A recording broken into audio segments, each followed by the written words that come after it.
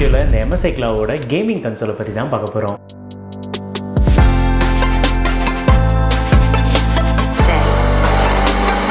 So first இதோட விலை எவ்வளோ அப்படின்றத பார்க்கலாம். இதோட விலை எவ்வளோன்னு பார்த்தீங்கன்னா $950 கெனடியன்.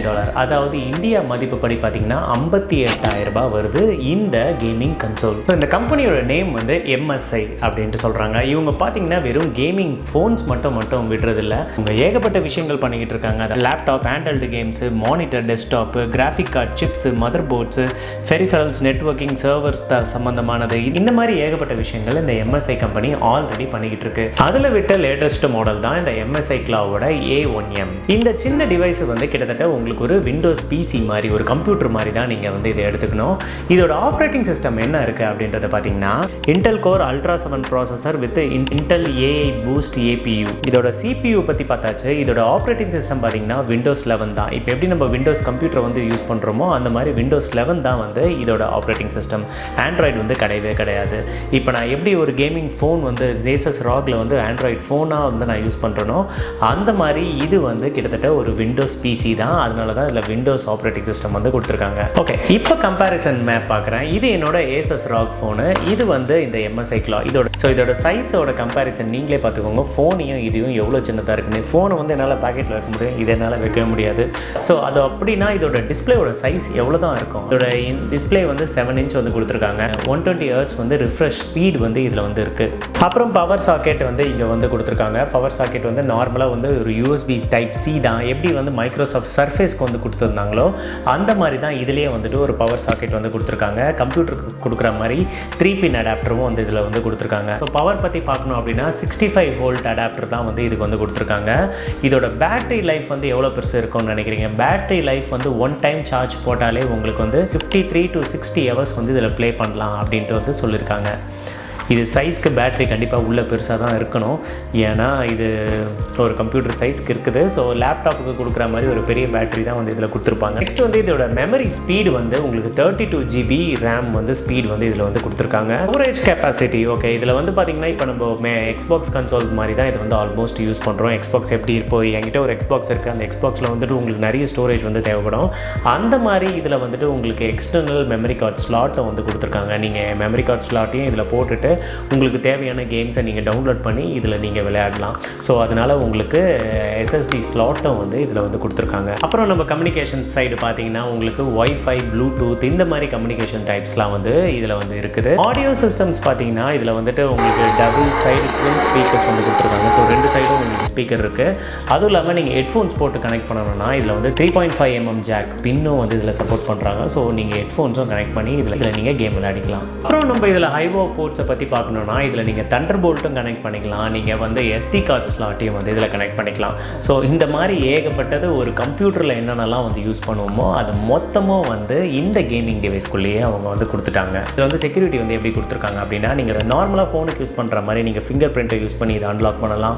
அதுவும் இல்லாமல் உங்கள் கம்ப்யூட்டருக்கு நீங்கள் கொடுத்துருக்க மாதிரி கோடோ பாஸ்வேர்டோ கொடுத்தோம் இதை நீங்கள் வந்து செட் பண்ணி உங்களோட டிவைஸை வந்து நீங்கள் சேஃப் அண்ட் செக்யூர்டாக கூட வச்சுக்கலாம். இது நல்லா இவ்வளோ பெருசு இருக்குது. இது எவ்வளோ வெயிட் இருக்கும்னு நினைக்கிறீங்க? இது பார்த்தீங்கன்னா கிட்டத்தட்ட 600 கிராம் 675 கிராம்ஸ் வந்து இருக்குது. கிட்டத்தட்ட 1/2 கிலோவுக்கு மேலே இருக்குது இந்த டிவைஸோட வெயிட். இப்போயே நினச்சது இவ்வளோ பெருசாக இருக்குது, கண்டிப்பாக வெயிட்டாக தான் இருக்கணும். நினச்ச மாதிரியே வெயிட்டாக தான் இருக்குது. இப்போ இந்த Asus ROG ஃபோன் வந்து நான் வாங்கும்போது 50,000 ரூபாய்க்கு நான் வாங்கினேன். இது வந்து Asus ROG 3, அதுக்கப்புறம் 5ன்னு ஒரு மாடல் வந்துச்சு. அது எவ்வளோ விலைன்றது எனக்கு தெரியல. ஆனால் இதோட விலை வந்து கிட்டத்தட்ட 57,000 ரூபாய் வந்து போட்டிருக்கு.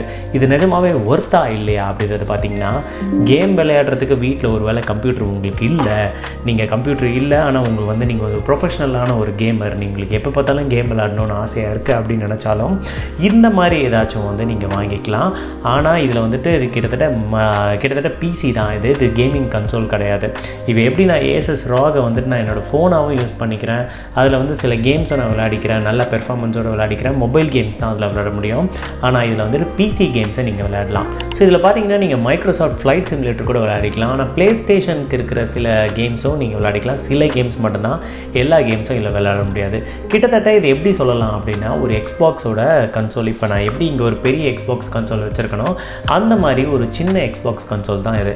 இதை வந்து நீங்கள் சார்ஜ் போட்டுட்டோ இதை விளையாடிக்கலாம். ஒரே ஒரு விஷயம் ட்ராபேக் என்னென்னா இது ரொம்ப பெருசாக இருக்குது. கிட்டத்தட்ட இது லேப்டாப் மாதிரி தான் யூஸ் பண்ணணும். இதுக்கு தனியாக இவனுங்க கொடுத்துருக்குற இந்த பேகுக்குள்ளே போட்டு தான் இதை நீங்கள் இதுக்குள்ளே போட்டு மூடி வச்சுட்டு அதுக்கப்புறம் நீங்கள் வெளியில் கொண்டு போகணும். ஆனால் இதை ஹேண்டியாக உங்களால் ஃபோன் மாதிரி பேக்கெட்டில் வச்சுக்க முடியாது. இதை நீங்கள் வீட்டில் தான் வச்சுக்க முடியும். உங்களால் வெளியில் போக முடியாது. ட்ராவலிங்லேயும் இதை எடுத்துகிட்டு நீங்கள் கேம் விளையாடினீங்கன்னா அவ்வளோவா உங்களுக்கு கம்ஃபர்டபுளாக இருக்காது.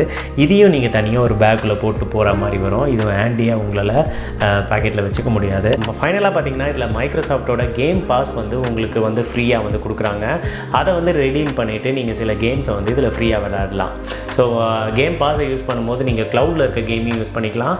நீங்கள் இதில் இன்ஸ்டால் பண்ணியும் சில கேம்ஸை வந்து ஃப்ரீயாக விளையாடுற மாதிரி இவங்களே வந்து இந்த டிவைஸ் வாங்கினதுக்காக உங்களுக்கு வந்து அதை ஃப்ரீயாகவும் கொடுத்துருக்காங்க. ஸோ இதை பற்றின ஸ்பெசிஃபிகேஷன் எல்லாமே பார்த்தாச்சு. Now it's time to play.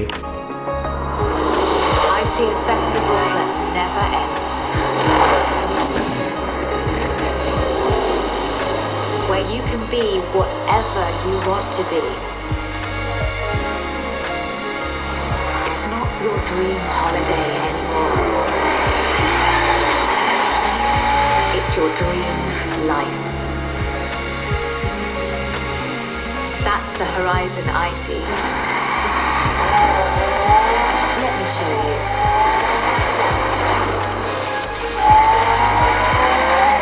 Welcome to autumn, a new beginning for the festival that never ends. Don't go anywhere. Horizon is here to stay.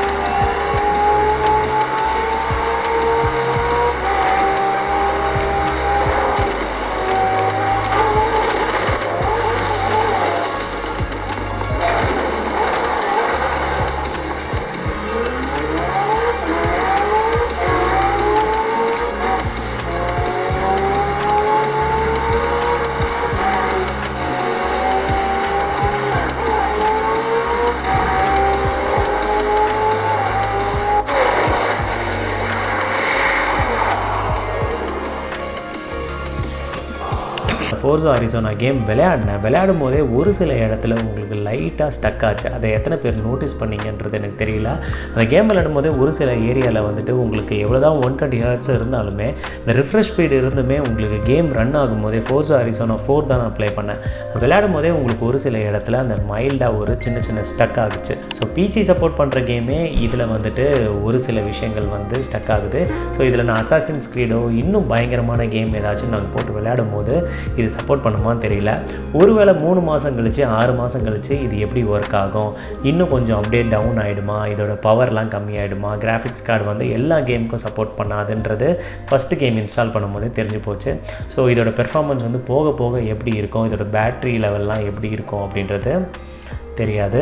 So இதுதான் அந்த msiclawவோட கேமிங் டிவைஸு. ஸோ இதை பற்றி என்ன நினைக்கிறீங்கன்றதை நீங்கள் கமெண்ட்லேயும் சொல்லலாம். So thank you so much for வாட்சிங் this video. Again இன்னொரு வீடியோவில் இன்னொரு கண்டென்ட்டில் பார்ப்போம். டேக் கேர், பாய். மறக்காமல் இதை பற்றி என்ன நினைக்கிறீங்கன்றதை கமெண்ட்டில் சொல்லுங்கள்.